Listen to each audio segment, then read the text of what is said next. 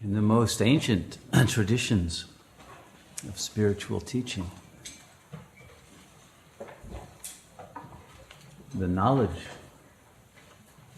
was transmitted in silence, mind to mind, through direct telepathic transmission. Until gradually that capacity for direct mind-to-mind communion began to be lost, and the information could not be reliably passed through that direct drishti, darshan, shaktipat. And so the knowledge then had to begin to be put into conceptual form. But all of the great teachers have said that's very secondary. The real teaching still, even today, has to happen in silence.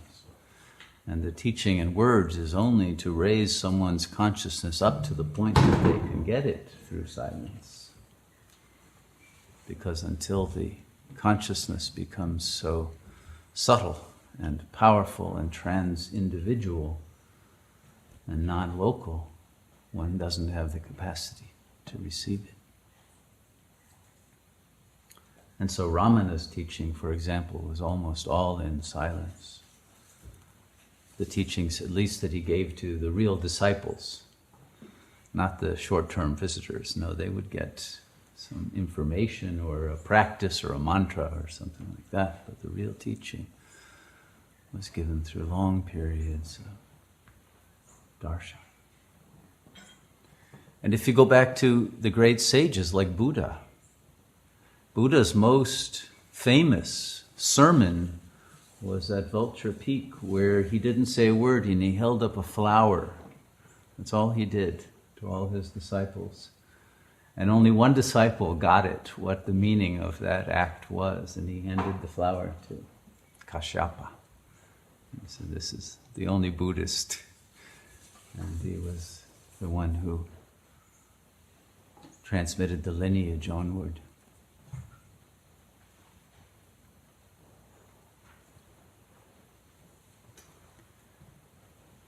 But today we have to speak in words, and yet those words, if they are not filled with the power of silence, will confer little benefit. And if words were enough, then one could read a book and one wouldn't have to come to Arunachala or to another spiritual retreat. But the energy field in which the words are received is more important than the words. And what has to be softened through the energy is the ego's resistance to receiving a kind of information that will dissolve it like an acid, to enable the inpouring and the outpouring of the infinite divine energy. The ego acts like a governor, it does on an engine, to reduce the amount of power that can flow through it. And so even though egos are power hungry, they are so because they lack power and they have fear of power. And that's often because as infants, literally, your mother was afraid of your power. The infant's motor energies and cries and all of that would make the mother anxious. And often the child was put into swaddling clothes, right? So they couldn't even move. Their energies were governed. And the infant could detect very clearly the mother's anxiety over the child's movements.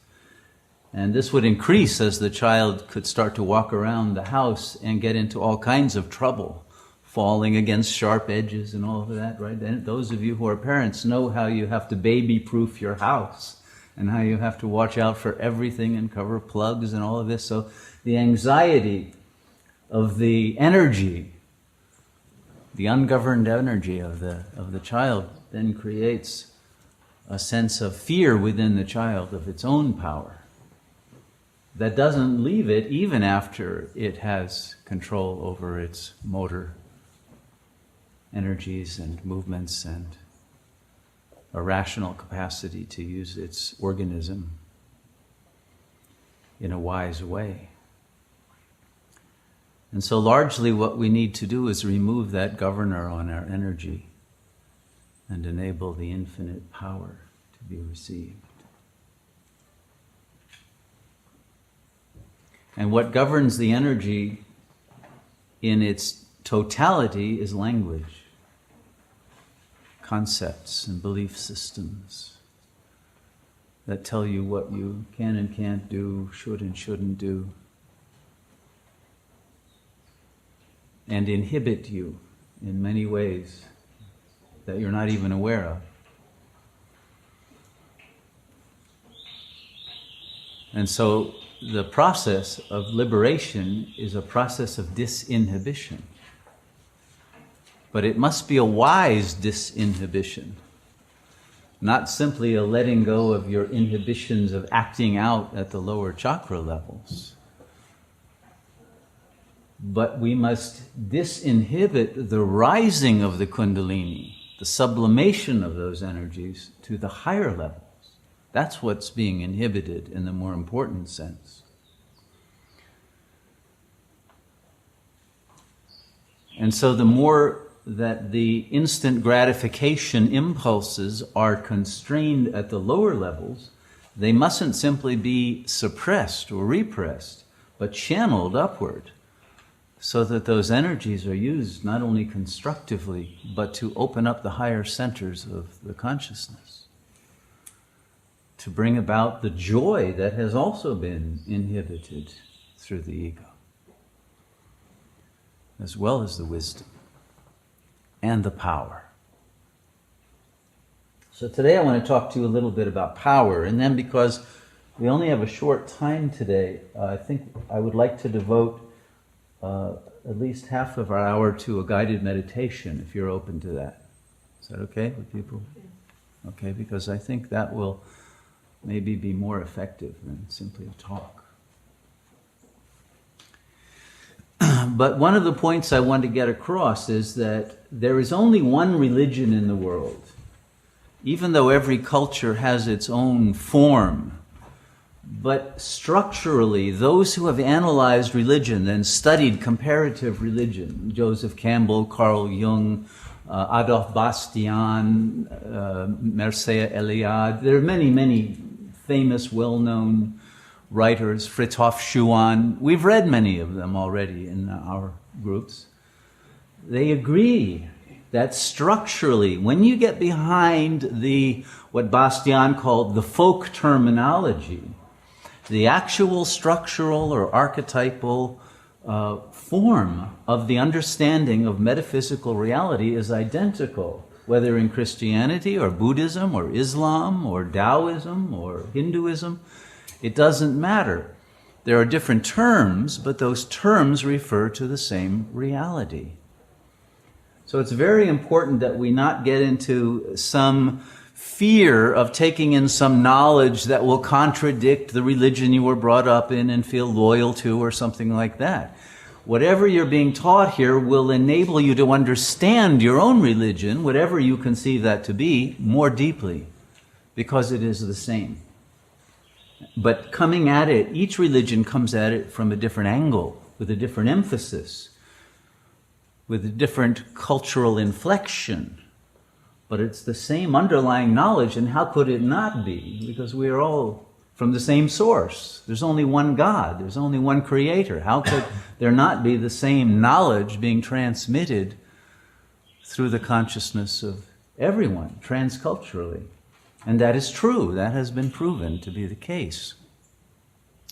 But because we're stuck in language, we mistake the signifier for the signified at the ego level, and people fight over whether God is named Allah or Christ or Buddha, and the whole thing is absurd, when in fact they're the same religion.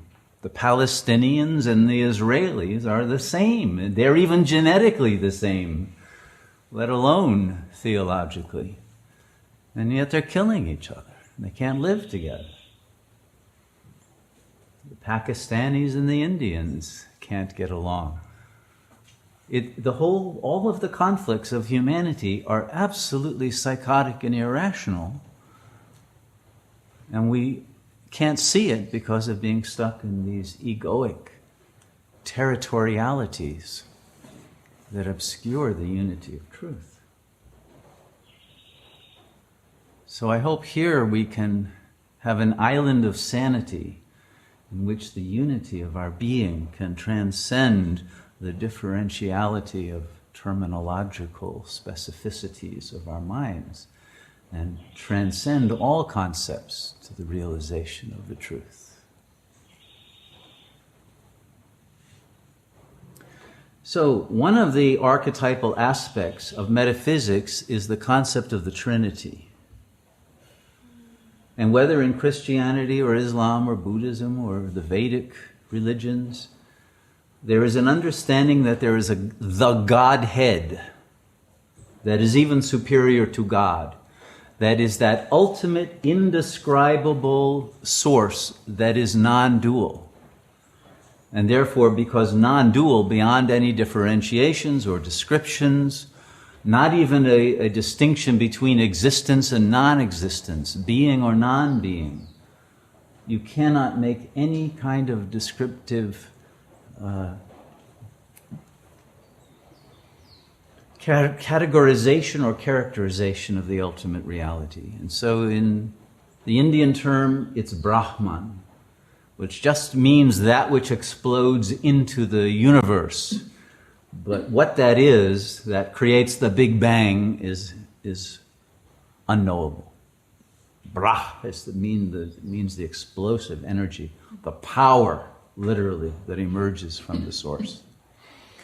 But that Brahman is understood as impersonal. And it is also recognized that the Godhead can be approached as the Supreme Person. And in that term, the word Shiva is used. But it is the same, because whether person or impersonal is also a distinction that cannot be made in absolute reality.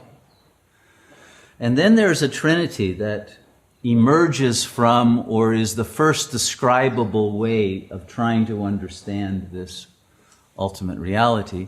And the terms used in the Vedic tradition for the Trinity are Sat, Chit, Ananda. And as the great Catholic saint in India that we have studied, Bede Griffith, has said, that is exactly the equivalent of the Christian Trinity, Father, Son, Holy Spirit. The Sat is the Father. It is that beingness that is transcendent, from which the Chit, or the Logos, the intelligence of the Supreme, descends and can manifest in one who is in Christ consciousness. And the Ananda is that energy that is universal, that is the energy of divine love and bliss, that by its nature is everywhere and available to everyone as grace. But these three are all part of the single unity of Shiva, or Brahman. And all of these are forms of power. Sat is the power of being. Chit is the power of mind. Ananda, the power of love and joy, ecstasy, bliss. And at lower states, that love is experienced as compassion, empathy, and the artistic ability to express yourself in music and dance and poetry or however else. And the Chit becomes the source of science, philosophy, literature, etc. And the Sat becomes the literal power of healing. The energy that at lower levels becomes the prana. And that prana can be transmitted. And there are many, many forms of that transmission, of pranic healing, of Reiki, of so many other ways in which that energy is understood and developed and used for healing purposes in every culture. And all of this is the basis of shamanism, and it's the basis of every process of religious and spiritual development. But if we want to access and be able to use and transmit that energy for the service of the world, for the healing of the world, and of those who come to one specifically for help, then our own individuated minds and bodies and sense of presence must be refined to the point that they can be carriers and channels of that energy. And so that's what we're doing in this process, making ourselves vehicles so that this divine energy can work through us. And doing that is the equivalent of turning an ordinary light bulb into a laser beam. A light bulb can diffuse through the room and light it up, but a laser beam you can do surgery with. You can do incredible things with the power of a laser. And so what we're doing with meditation is learning to concentrate the mind into a single point that is like a laser beam of energy that can then be directed with tremendous power, far more power than your ordinary consciousness has, to affect change in the world. But it is very important that this laser-like energy not be guided by an ego that wants to achieve some egocentric goal rather than the goal of serving God. And so it is built into the structure of consciousness that that capacity for concentration will not actually be given to one who has not transcended the ego. Because the ego acts as the governor that prevents the concentration of your mind. Why do you think you chatter in meditation? It's not an accident. It's actually to keep you from achieving that one-pointedness that would be misused so long as there's an ego. It's a protection. And interestingly, if you study the lives of those great saints of all the traditions, whether Christian or some Eastern tradition, the ones who in particular are known for the power of working miracles, like Padre Pio, whom we studied fairly recently here in the Catholic tradition. People would go to Padre Pio and they would explain to him their problem, whether they had some terrible illness or their brother-in-law had an illness or something like that. Padre Pio would not heal that through some egoic intention, but would pray to God for God to have mercy on that being, and through that, the mediation of the goodwill, the benevolence of that being, because of the power of concentration, the energy would go to help that being, unless there was some karmic reason for that not to happen, and that's why his ego didn't want to get in the way. Maybe that person shouldn't actually have that disease cured. Maybe they need to suffer it and gain wisdom through it. Or maybe they need to die at this point so they'll be reborn and there's a body waiting for them and they can't wait, they'll miss the train, they have to get on the next one. So there are many reasons that any individual human mind would not be able to conceive, and only the mind of God would know if this is the right thing to do. So rather than praying directly for a cure for a person, the prayer would only be for let the best happen. But the amount of energy that would then go toward the benevolence of serving the interests of that being would be increased immeasurably through Padre Pio's intervention. That would very often enable miraculous healings to happen. And the same thing was well known around Ramana. Ramana didn't offer any direct healings, but the number of people who talked about miraculous things happening in his presence or after talking to him and telling him about a certain problem is huge. And even the stories of Ramana bilocating, they're as common as with Padre Pio, that people would have visions of Ramana and even a sense of his physical presence in different parts of India or different parts of the world, for that matter, after he became known throughout the world. And his form could show up.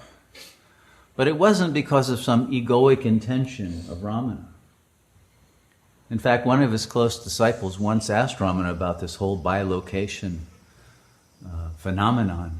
And Ramana told him about the first time that it happened to him. He didn't know what was going on. He himself was totally confused. He went into a kind of a trance state and he found himself being drawn to another town in India that he'd never gone to. But there was somebody there praying to him for help, sitting in a certain temple in India. And he found himself there and just was giving a darshan to that being and didn't know why he was there or anything. He was kind of like in a semi-trance state, an altered state. He came back into his body later, didn't really know what had happened because this was the first time it happened to him. But later, the person who received help got a healing and came back from that other town in northern India and said, "Thank you to Ramana." He said, "Oh, is that what happened to me? I get it." You know, he himself didn't understand it, but then it became more common. So it's not a question of the ego desiring this. And all the great sages have always said, don't try to attain any siddhis, any miraculous powers. If you try for that, then your ego will get very inflated as to how great you are. So all must be surrendered to God. But the more that you are surrendered to God and the will of God flows through your own intelligence, the more these things will happen. But the credit for all of it goes to God, not to any individual. And the only reason that it can happen is that the whole universe is miraculous. And it is all the product of a single power of intelligence and love and beauty. That is the reason for all of this existing in the first place.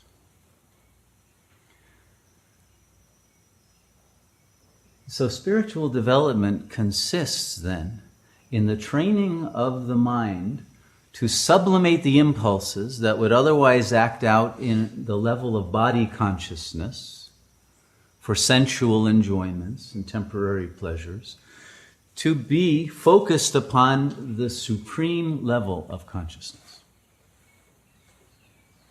And then in that supreme level of consciousness, what you will recognize is that what you are is simply a mass of consciousness. And the word mass is, of course, not exactly apt, since there is no mass to consciousness. But the power of that consciousness in its most concentrated form is incredibly dense. I wouldn't call it a black hole, but I would call it perhaps a white hole of incredibly dense divine light.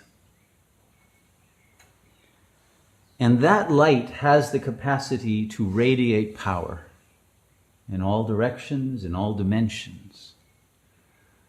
And as one is centered in that state of completely wordless, silent presence as the container of that incredibly massive, dense, infinite energy field, then whatever happens in the world that seems to require some benevolent action or offering of love, of generosity, of empathy, or whatever, will send a ray of that energy in that direction for the help of the world. And it will be a natural emanation, just like there are flares coming out from the sun.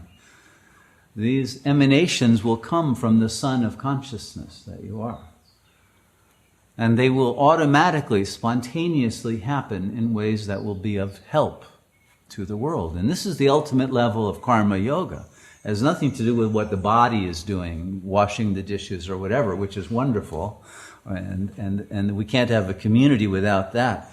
But the question is, while the body is washing dishes, is the consciousness in that state of infinite solar power, so that the rays of benevolent light are flowing into this creation.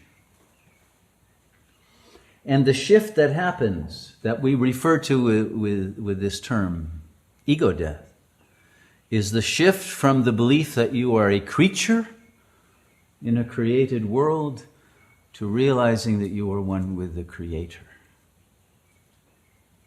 And that this world is the place of the reception of that energy of divine love.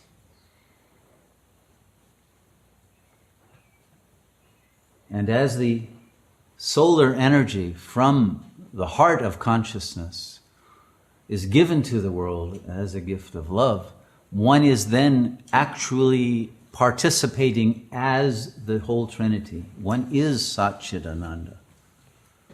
One is that beingness of the light itself, the intelligence of knowing where that energy must flow to for the optimal, benevolent outcome for the world, and the love of the world that is the creative reflection of one's being.